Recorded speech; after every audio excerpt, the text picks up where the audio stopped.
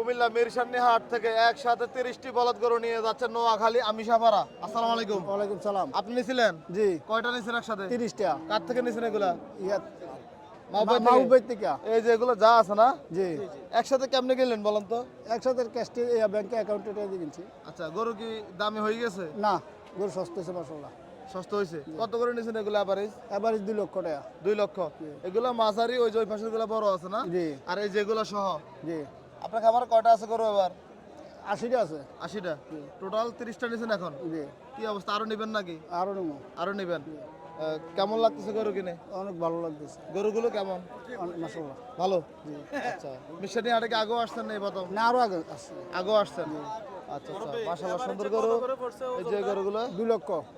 টাকা 2 লক্ষ ওজন ওজন মানে 30টা 15টা কয়টা 30 লক্ষ দিয়ে নিছেন? 30টা 2 লাখ করে নিছে এগুলো 2 নাকি? লক্ষ এভারেজ 2 লক্ষ টাকা।